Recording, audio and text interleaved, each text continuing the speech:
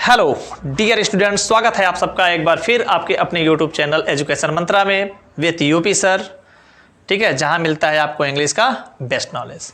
तो dear students, हम लोग अपने सिंथेसिस के क्लास में पिछले दिन जान रहे थे, पढ़ रहे थे, देख रहे थे, समझ रहे थे क्या कंपाउंड सेंटेंस। ठीक है, ये है वही कंपाउंड सेंटेंस।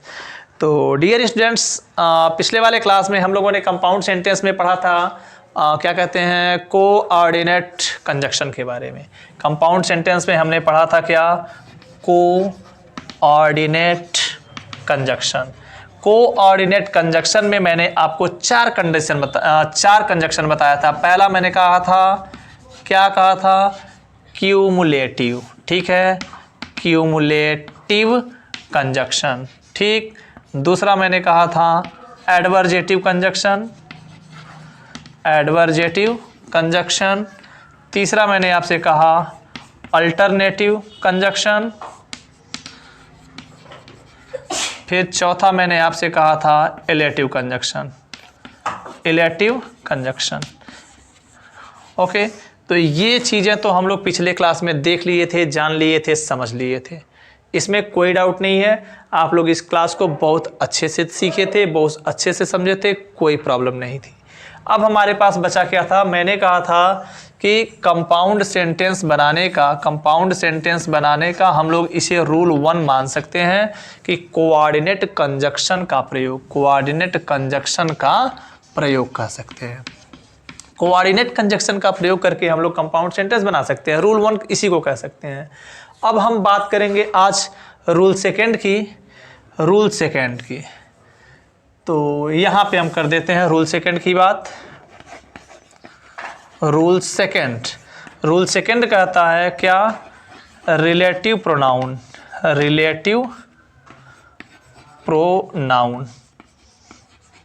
का प्रयोग, यानी कि रिलेटिव प्रोनाउन का प्रयोग करके कंपाउंड सेंटेंस बनाना। कैसे बनाना है, आइए देख लेते हैं हम इस चीज़ को कैसे करना है। ठीक है, तो डियर स्टूडेंट्स, देखते हैं हम लोग ये जो हमारा रिलेटिव प्रोनाउन का प्रयोग करना होता है। रिलेटिव प्रोनाउन में हम किन शब्दों को यूज करते हैं, एक बार हम लोग डिस्कस किए थे इसके बारे में, आज फिर करते हैं। हु, हुज, होम, विच और दैट। ये 5 ऐसे शब्द हैं, इंट्रोगेटिव या क्वेश्चन वर्ड या जो भी है, ऐसे कंजक्शंस हैं, ऐसे शब्द हैं जो रिलेटिव प्रोनाउंस कहलाते हैं। और इन रिलेटिव प्रोनाउंस का यूज करना है किसमें, कंपाउंड सेंटेंस को बनाने के लिए। कैसे यूज करते हैं, आइए थोड़ा सा हम इसके बारे में देख लेते हैं। ठीक है, बारी बारी समझ लें। पहले हु, आप जानते हैं हु का हिंदी जो। मैंने आपसे एक चीज़ कहा था कि रिलेटिव प्रोनाउन में जो शब्द क से आना चाहिए वह शब्द हो जाता है जो से। ये चीज़ आपसे मैंने रिलेटिव प्रोनाउन में कहा था। आप लोग इसको देखना चाहें तो बड़े आसानी से पिछले क्लास में, मतलब किसमें, एडजेक्टिव क्लास में आप लोग देख सकते हैं। तो क के जगह जो हो जाए, तो हु का मतलब जो हो सकता है, जो या फिर जिसने हो सकता है। ठीक है, हुज का मतलब हो सकता है क्या, जिसका हो सकता है। होम मतलब हो सकता है जिसे या फिर जिसको। ठीक है, विच मतलब हो सकता है जो, और दैट का मतलब भी होता है जो। डिफरेंस मैंने आपको पिछले क्लास में भी बताया था। इस जो का मतलब व्यक्ति से है। ठीक है, इस व्यक्ति का मतलब व्यक्ति से है। इस जो का मतलब किससे है, वस्तु या जानवर से है। वस्तु या जानवर से इसका मतलब है। और वो भी किस सिचुएशन में, सिलेक्शन के लिए। अगर आप सिलेक्शन कर रहे हो तब इसकी बारी आएगी। और दैट का मतलब भी जो तो होता है, लेकिन आता किसके लिए है, यह आता है किसके लिए, पशु, पक्षी या फिर शिशु के लिए आता है। शिशु मतलब बहुत छोटे बच्चे, जो नवजात बच्चे होते हैं उनको शिशु कहा जाता है। ठीक है, तो इसके लिए पहले मुझे इसको इरेज करना होगा। ठीक है, हाँ, तो डियर स्टूडेंट्स क्लियर है। अब ये हमारे रिलेटिव प्रोनाउंस हैं, इनका यूज हमको करना है। अब इनका यूज करके हमको क्या करना है, हमारे सामने 2 सिंपल सेंटेंस आएंगे। तो हमको करना ये रहेगा कि दोनों को जोड़ के एक नया सिंपल सेंटेंस बना देना। जैसे मान लेते हैं मेरे पास एक सेंटेंस है यहाँ पे, a boy a boy came to me, ठीक है। और दूसरा he gave me a book. ध्यान से देखिए, दो सेंटेंस है। ए बॉय केम टू मी यानी कि एक लड़का मेरे पास आया, he gave me a book, एक बुक उसने मुझे दिया। अब आप क्या करेंगे, आप इस सेंटेंस को और कैसे कर सकते हैं। अगर आपको कंपाउंड बनाना हो तो आप कहेंगे कि एक लड़का मेरे पास आया जिसने मुझे एक किताब दिया। उसने को बदल दीजिए, क्या हो जाएगा, जिसने मुझे एक किताब दिया, और जिसने की अंग्रेजी यहां पर क्या लिखना पड़ेगा, ठीक है। तो सिंपल है, बहुत आसान है ये। आप कह सकते हैं a boy came to me and, नहीं, ए बॉय केम टू मी और यहीं जोड़ देंगे हु से, हु आगे कर देंगे गिव मी ए बुक। देखिए कितने आसानी से आपने क्या किया, इसे कंपाउंड सेंटेंस बना दिया, ठीक है। एक और एग्जांपल देखिए, एग्जांपल है आई बॉट ए कैमरा, ठीक। और यहाँ पे हो गया the camera watch costly, the camera watch costly. इसका मतलब ये हो गया मैंने एक कैमरा खरीदा, और दूसरे में आ गया द कैमरा वॉच कॉस्टली। यहाँ भी कैमरा, यहाँ भी कैमरा, नाउन दो दो बार आ रहा है। अब हम क्या करेंगे, आई बॉट, अब इसको हम लोग करेंगे क्या, कंपाउंड सेंटेंस। मान लीजिए अगर ऐसे लिख दिया और आगे ब्रैकेट में क्या लिख दिया, कंपाउंड सेंटेंस बनाइए। तो भाई कंपाउंड सेंटेंस बनाने के लिए आप जानते हैं कि रिलेटिव एडवर्ब या रिलेटिव प्रोनाउन का यूज किया जाता है। तो रिलेटिव प्रोनाउन में जो भी शब्द आते हैं ये सब शब्द हैं आपके पास। और इसमें से देख लीजिए, आपने कहा कि वस्तु है, वह एक वस्तु है, और भी अगर आपने कैमरा खरीदा होगा तो सेलेक्ट जरूर किया होगा, बिना सेलेक्ट किए कैमरा नहीं खरीदे होंगे। इसीलिए क्या किया गया है, इसको ट्रांसलेट किया जा सकता है। कैसे करेंगे, विच का यूज कर देंगे। यानी हिंदी आप कह सकते हैं मैंने एक कैमरा खरीदा जो बहुत महंगा था, यानी दी कैमरा के जगह पे क्या करेंगे, विच कर देंगे। तब ये हो जाएगा क्या, I bought A camera, I bought A camera. यहाँ पे हम क्या करेंगे, इसको विच से जोड़ देंगे, which was costly, which was costly. I think आपको समझ रहे हैं आप लोग, बड़े आसानी से आप लोग इसको समझ भी रहे हैं और आपको समझ में आ भी रहा है, कोई दिक्कत नहीं है, कोई परेशानी नहीं है। तो ये अभी दो एग्जाम्पल हुए। अभी मान लीजिए अगर हम इसको हुज को लेके चलें, जैसे मैं कहूँ कि मैंने एक लड़के को बुलाया, ठीक है, मैंने एक लड़के को बुलाया। अब फिर कहें कि उसका भाई चोर है, उसका भाई चोर है। तो आप सीधे सीधे दोनों सेंटेंस को जब मिलाएंगे तो क्या कह सकते हैं, मैंने एक लड़के को बुलाया जिसका भाई चोर है, उसका को जिसका कर दिए, ठीक है। चलिए एग्जाम्पल से समझते हैं इस बात को, एग्जाम्पल ज़्यादा बेहतर होता है। हाँ, तो एग्जाम्पल देखिए, एग्जाम्पल है आपको क्या चाहिए, आपको तो सेंटेंस चाहिए, सेंटेंस रहेगा उसी को तो मिला के कंपाउंड बनाएंगे ना। तो सेंटेंस आपके पास है आई मेट ए गर्ल, मैं एक लड़की से मिला, ठीक है, मैं एक लड़की से मिला। यहाँ हो गया हर हेयर वॉज लॉन्ग।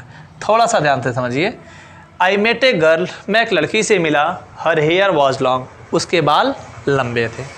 आप लोग क्या करिए ना, मिला दीजिए, इसी को हटा के सब्जेक्ट के जगह पे क्या करिए, कोई एक रिलेटिव प्रोनाउन दे दीजिए। आप कह दीजिए मैं एक लड़की से मिला जिसके बाल लंबे थे, यानी हर यानी उसके के जगह पे जिसके कर दीजिए। ये आप कर सकते हैं आई मेट ए गर्ल, यहाँ पे कर सकते हैं हुज हेयर वॉज लॉन्ग। देखिए कितना आसानी से आपने कर लिया, कोई डाउट नहीं है, कोई दिक्कत नहीं है। एक एग्जांपल और मैं देता हूँ आपको, देखिए आई सा ए डॉग, आई सा ए डॉग, ठीक है। और यहाँ पे लिख देता हूँ the dog was lying on the road, lying on the road. मतलब क्या कि मैंने एक कुत्ता देखा, कुत्ता सड़क पर लेटा हुआ था। ठीक है, अब मैं यहाँ कहूँ कि आप लोग इसमें कंजक्शन लगाइए। ब्रैकेट में अगर ऑप्शन में आपको दे देता है कि आप या तो हु से जोड़िए, या तो विच से जोड़िए, या तो दैट से जोड़िए। ठीक है, अब आप लोग करेंगे क्या, आप लोग देख लीजिए, एकदम क्लियर है। हु का प्रयोग हम लोग करेंगे नहीं, व्यक्ति के लिए होता है। दैट शिशु या पशु पक्षी के लिए होता है। केवल बचा क्या, विच। हम लोग अच्छा दैट को भी लगा सकते हैं, क्योंकि पशु पक्षी तो मैंने कहा ही है, तो दैट का भी यूज कर सकते हैं। कैसे करेंगे, आप लिखेंगे आई सा ए डॉग। ठीक है, विच वॉज, आगे लिख देंगे लाइंग ऑन द रोड। बड़े आसानी से आप लोग इसको सॉल्व कर सकते हैं, कोई डाउट नहीं है, कोई दिक्कत नहीं है। ठीक है, तो आई थिंक आप लोग क्लियर हैं। एक एग्जांपल मैं दैट से भी दे देता हूं, आसान हो जाएगा, आप लोग खुद कर लेना। मैं इसको यहाँ पे लिख देता हूं, I have a parrot. I have a parrot का मतलब मेरे पास एक तोता है, और यहाँ कह सकते हैं, क्या कह सकते हैं, ही स्पीक्स हिंदी। ठीक है, मेरे पास एक तोता है मेरे पास एक तोता है, वह हिंदी बोलता है। अब आप लोग क्या करेंगे, इस ही के जगह पे अगर दैट लिख दें, यानी कि मेरे पास एक तोता है, वह हिंदी बोलता है, नहीं जो हिंदी बोलता है, तब भी सही हो जाएगा। यानी कि इस सेंटेंस में करना ये है, केवल का इस फुल स्टॉप को, ही को हटाइए और दैट से इस सेंटेंस को जोड़ दीजिए, तो यह सेंटेंस कंपाउंड सेंटेंस आसानी से बन जाएगा।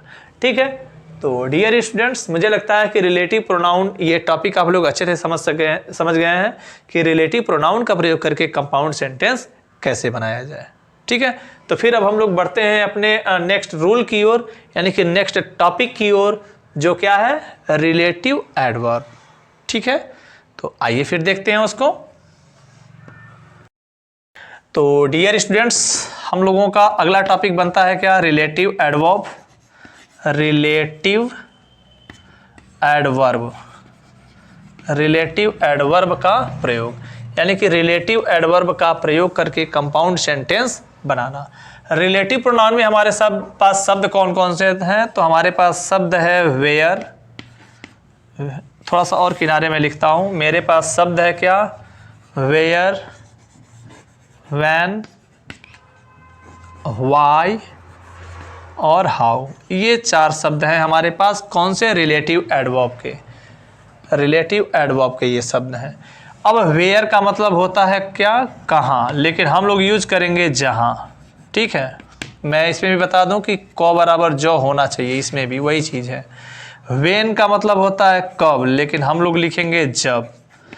वाई का मतलब होता है क्यों, तो इसमें कोई अंतर नहीं आता है, क्यों तो क्यों ही रह जाता है। हाउ मतलब होता है कैसे, तो यहाँ पे हो जाएगा जैसे, यानी कि ये जो होता है कैसे, वो हो जाता है जैसे। यानी कुल मिला के ये रियल है, लेकिन हम रियल का यूज न करके इनका यूज करेंगे। ठीक है, इनका यूज करेंगे।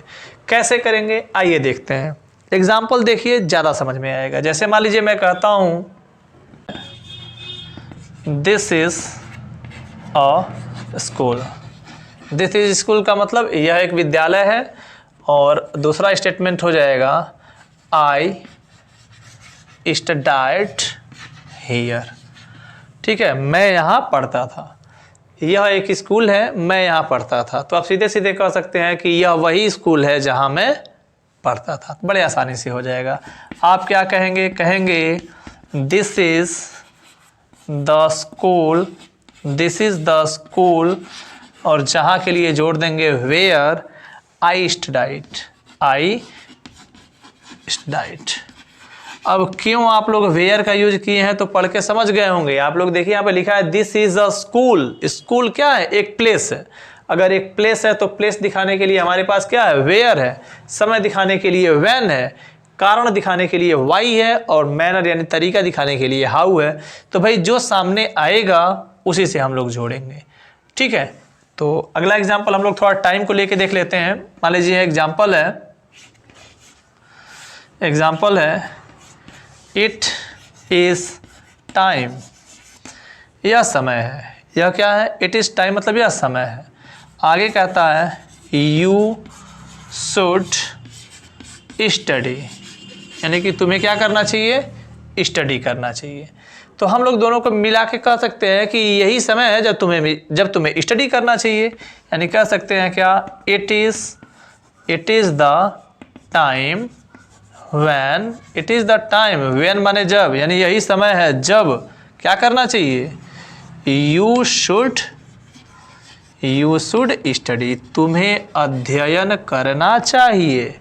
ठीक है, तो आप लोगों ने क्या किया, देखिए यहाँ पे वेयर से जोड़ दिए, यहाँ पे व्हेन से जोड़ दिए। ठीक, तो अगले एग्जाम्पल में हम लोग थोड़ा वाई वाले को भी लेके देखते हैं कि वाई को कैसे जोड़ते हैं। ठीक है, एग्जाम्पल है क्या, दिस इज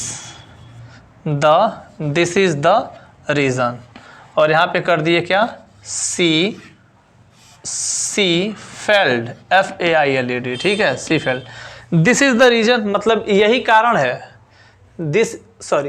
यहाँ पे सेंटेंस केवल यही रहेगा, दिस इज रीजन, यह क्या है, दिस इज रीजन मतलब यह कारण है, और यहाँ पे हो गया सी फेल्ट, वह असफल हो गई। लेकिन यहाँ पे क्लियर किया नहीं है, रीजन की बात कर रहा है, कारण की बात कर रहा है, हम लोगों के पास शब्द हो जाएगा वाई, मतलब हम कह सकते हैं this is the reason, why से करेंगे कनेक्ट वाई, और यहाँ पे लिख देंगे सिंपल में she felt, this is the reason why she felt. बड़े आसानी से आप लोग इसको कर सकते हैं, कोई डाउट नहीं है। ठीक है, कोई डाउट नहीं है। अब केवल आपके पास एक ये शब्द हाउ बचा हुआ है, हम लोग इसके भी एग्जाम्पल को लेके देखें कैसे होता है। ये एग्जाम्पल के लिए हमारे पास सेंटेंस है, he treated me in different way, he treated me in different way। और दूसरा सेंटेंस हो गया, I will treat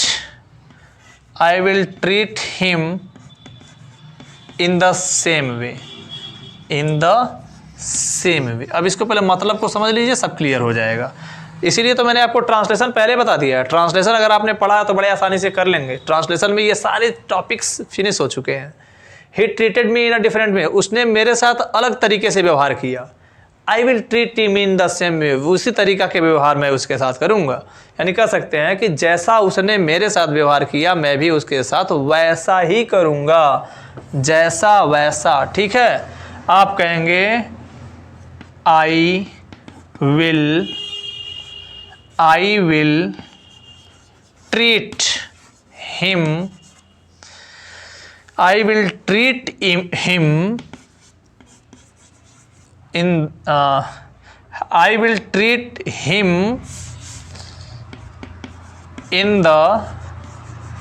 in the same way how माने जैसे he treated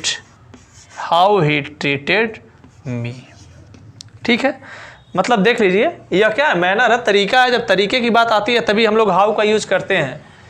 ठीक है, तो डियर स्टूडेंट्स, आप लोगों ने यहाँ पे देख लिया रिलेटिव एडवर्ब को। रिलेटिव एडवर्ब में आपके पास 4 शब्द हैं, कौन कौन से, वेयर, व्हेन, व्हाई और हाउ। और ये टॉपिक में एडजेक्टिव क्लास में चल चुका है। एडजेक्टिव क्लास में आप लोग देखना ध्यान से, तो एडजेक्टिव क्लास में भी हम लोगों ने रिलेटिव प्रोनाउन और रिलेटिव एडवर्ब की बात की है। रिलेटिव प्रोनाउन में हमारे पास अभी शब्द थोड़ी देर पहले 5 शब्द आए थे, कौन कौन से, who, whom, whose, which, that.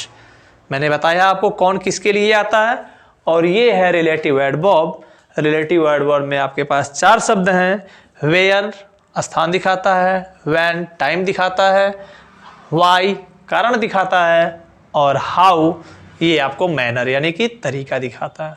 बस इन्हीं चीज़ों को लेके आप लोग चाहेंगे तो कंपाउंड सेंटेंस को बना सकते हैं। तो डियर स्टूडेंट्स, कंपाउंड सेंटेंस का यह है पार्ट सेकंड। क्या है ये, पार्ट सेकंड, ध्यान देना पड़ेगा, पार्ट सेकंड। इसके पहले हम लोगों ने पार्ट फर्स्ट को देखा जिसमें मैंने आपको कोऑर्डिनेट कंजक्शन के द्वारा कंपाउंड बनाना बताया था। इसमें 4 तरीके मैंने बताए, cumulative conjunction, adversative conjunction, alternative conjunction और रिलेटिव कंजक्शन। बाकी ये दूसरे रूल, पहला रूल वही था कोऑर्डिनेटिंग कंजक्शन का प्रयोग करके कंपाउंड सेंटेंस बनाना। दूसरा रूल हो गया रिलेटिव प्रोनाउन का प्रयोग करके सिंपल सेंटेंस बनाना है, जिसमें आपने 5 शब्दों को पढ़ा, हु, हुम, हुज, विच, दैट। और तीसरे रूल में आपने पढ़ा रिलेटिव एडवर्ब के द्वारा कंपाउंड सेंटेंस बनाना, जिसमें कुल मिला के आपने 4 शब्दों के बारे में पढ़ा, वेयर, व्हेन, व्हाई और हाउ। तो डियर स्टूडेंट्स, सिंथेसिस का सेकंड इंपॉर्टेंट टॉपिक यानी कि सिंपल सेंटेंस फिनिश हुआ। आज कंपाउंड सेंटेंस भी फिनिश हुआ और नेक्स्ट क्लास में हम लोग जानेंगे अपने कॉम्प्लेक्स सेंटेंस के बारे में, जिसमें 3 चीज़ें आपको जाननी होंगी। और एक चीज़ कहेंगे, 3 चीज़ें आपको जाननी है, noun class, adjective class, adverb class. आप लोग ध्यान से ट्रांसलेशन की क्लासेस को देखिए। अगर ट्रांसलेशन की क्लास देखेंगे तो उसमें नाउन क्लास, एडजेक्टिव क्लास और एडवर्ब क्लास, तीनों क्लास को मैंने बहुत अच्छे से एक्सप्लेन किया है। तो पहले आप लोग उनके ट्रांसलेशन को देख लीजिए, उसके बाद सिंथेसिस में कॉम्प्लेक्स सेंटेंस को पढ़ने की कोशिश कीजिए, तब जाके बेहतर समझ में आएगा और आप आगे की ओर बढ़ते जाएंगे, नॉलेज गेन करते जाइए। क्योंकि टाइम आपके पास कम है, तो बेहतर है कि आप लोग स्टडी में लग जाइए, बेहतर परफॉर्मेंस दीजिए, अच्छी तैयारी करिए, मज़ा आएगा पढ़ने में, बहुत मज़ा आता है। बस एक बार कोशिश तो करिए, जब कोशिश करेंगे तब मज़ा आएगा। ठीक है, तो डियर स्टूडेंट्स, आज के लिए बस इतना ही। आज की क्लास को यहीं पे स्टॉप करते हैं, मिलते हैं हम लोग नेक्स्ट क्लास में। तब तक के लिए take rest, have fun, have enjoy, see you soon.